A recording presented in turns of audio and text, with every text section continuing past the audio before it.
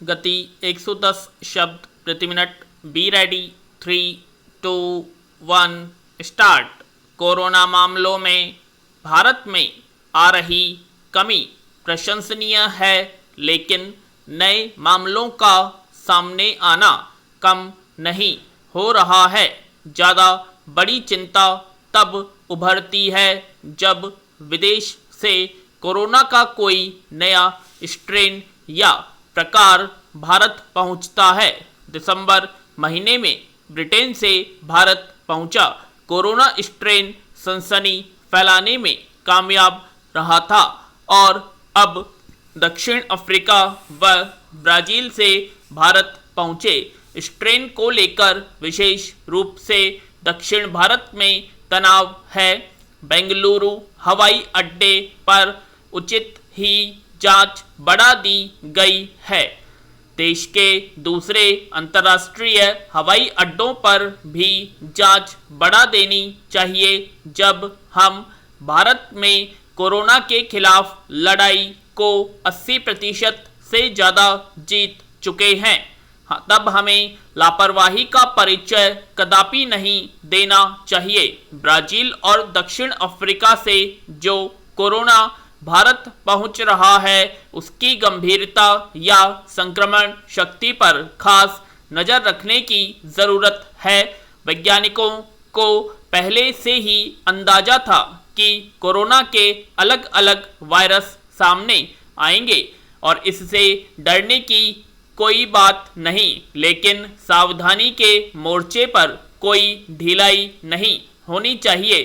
केवल दक्षिण अफ्रीका या ब्राज़ील से आने वालों पर ही क्यों नहीं, बल्कि विदेश से आने वाले हर एक यात्री को ठीक से जांच कर ही आम आबादी में प्रवेश देना चाहिए। पैरा हमें सावधानी के आजमाए हुए उपायों को भूलना नहीं चाहिए। ऐसे उपायों की वजह से ही भारत कोरोना में मोर्चे पर कुछ राहत की सांस ले रहा है।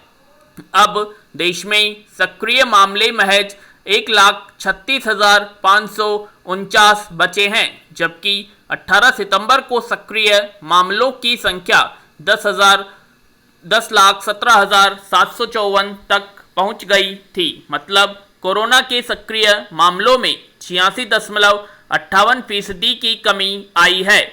संभावना है यदि हम कुछ और दिन सावधानी बरतें तो मार्च में सक्रिय मामलों की संख्या 1 लाख से नीचे ही रहेगी और रोजगार के नए मामले भी 10,000 से नीचे चले जाएंगे। यह किसी खुशी से कम नहीं कि वैश्विक सक्रिय मामलों में भारत की हिस्सेदारी अब 0.60% ही बची है। दुनिया में हर 167 कोरोना पीड़ितों में भारतीयों की संख्या सिर्फ 1 है। सक्रिय मामलों में हमारा देश दुनिया में 16वें स्थान पर आ गया है। याद कीजिए वह समय जब हम दूसरे स्थान पर पहुंच गए थे। बहुत बुरा दौर निकल चुका है, लेकिन पूरी तरह छुटकारा पाने की कोशिशें जारी रहनी चाहिए।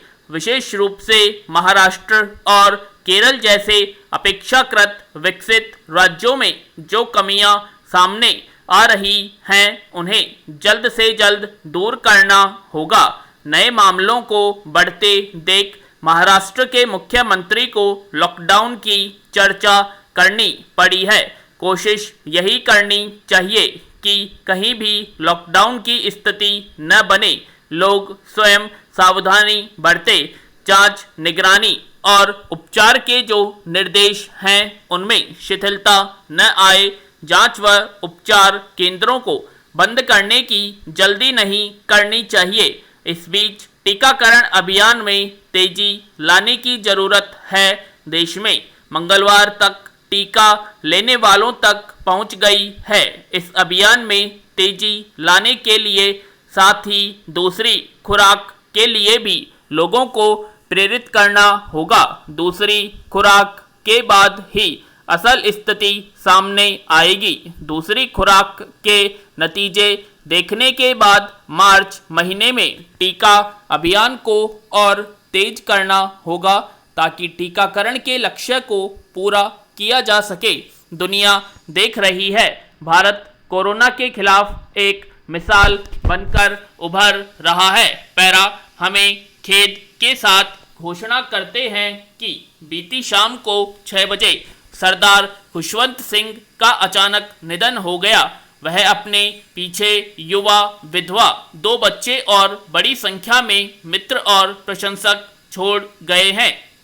स्वर्गीय सरदार के आवास पर फोन करने वालों में उच्च न्यायालय के न्यायाधीश, मुख्य न्यायाधीश के पीए और कई मंत्री शामिल हैं। यह सूचना खुद सरदार खुशवंत सिंह ने लिखी थी।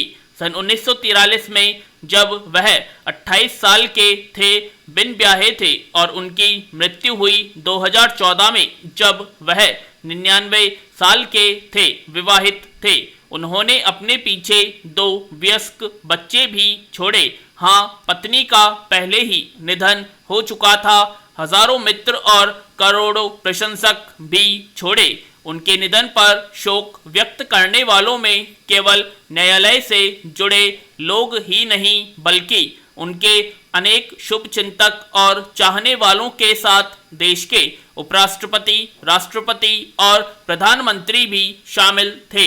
पैरा यह एक वानगी है खुशवंत सिंह के मनमौजी स्वभाव की, उनकी लोकप्रियता की, प्रतिष्ठा की। उनका जीवन ऐसी असामान्य और चौंकाने वाली घटनाओं से भरा पड़ा है। हर काम लीक से हटकर, चाहे वह लेखन हो, नौकरी हो, वकालत हो या फिर राजनीति। कभी उन्हें सत्ता का समर्थक कहा गया तो कभी उसी सत्ता का विद्रोही। कहीं धर्म के लिए विद्रोह तो कभी घोषित नास्तिक। लीक से हटकर सोचना उन्हें रोमांचित करता था। इसके संकेत बचपन से ही मिलने लगे थे। सबसे पहले तो उन्होंने अपना नाम ही बदल लिया। दादी ने उनका नाम खुशहाल सिंह रखा था। प्यार से वह उन्हें शाली कहती थी। ये नाम स्कूल पहुंचा तो बच्चे उन्हें चिढ़ाने लगे। शाली, शूली, बाग, दी मूली। बड़ी होती सोच वाले शाली ने नाम ही बदल डाला। न रहेगा बांस, न बजेगी बांसुरी। वह खुशवंत सिंह हो गए। यही नहीं, उन्होंने अपनी जन्म तिथि भी बदल ली। नई दिल्ली के मॉडर्न स्कूल में दाखिला कराते समय पिता ने उनकी जन्म तिथि 2 फरवरी 1915 लिखवाई थी, लेकिन दादी को याद था कि उनका जन्म अगस्त में हुआ था। तारीख याद नहीं थी। खुशवंत को लगा कि जितना संभव है उतनी गलती तो सुधार ही ली जाए। जन्मतिथि बदलकर 15 अगस्त 1915 करवा दी। तब उन्होंने भी नहीं सोचा होगा कि भविष्य में यही 15 अगस्त भारत का स्वतंत्रता दिवस बनेगा। उनका जन्म अविभाजित पंजाब के एक धनी परिवार में हुआ था। माँ वीरम कौर और पिता शोभा सिंह की 5 संतानों में वह सबसे छोटे थे। उनका पैतृक गांव हदाली तत्कालीन खुशाब जिले का हिस्सा था। बंटवारे के बाद यह पाकिस्तान में चला गया। पिता सरदार बहादुर सर शोभा सिंह दिल्ली के लुटियंस क्षेत्र के प्रतिष्ठित भवन निर्माता और ठेकेदार थे। उन्होंने यहाँ व्यवसाय अपने पिता सुजान सिंह से विरासत में मिला था। लुटियन जोन दिल्ली का सबसे प्रतिष्ठित इलाका है। इस इलाके को British architect Sir Edwin Lutyens ने विकसित किया था। उन्हीं के नाम पर इसे लुटियंस जोन कहा जाता है। शोभा सिंह को सर का खिताब मिला था। हालांकि उन्हें स्वतंत्रता सेनानी शहीद भगत सिंह के खिलाफ गवाही देने के लिए याद किया जाता है। सर शोभा सिंह के भाई उज्जवल सिंह 30 वर्षों तक पंजाब विधानसभा परिषद के सदस्य रहे। वह 1965-66 में पंजाब और 66-67 में तमिलनाडु के राज्यपाल रह चुके हैं।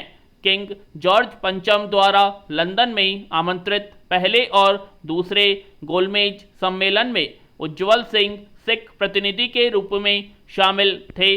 खुशवंत सिंह की आरंभिक पढ़ाई नई दिल्ली के प्रतिष्ठित मॉडर्न स्कूल से हुई सन 1920 से 1930 तक 10 साल वह मॉडर्न स्कूल में रहे।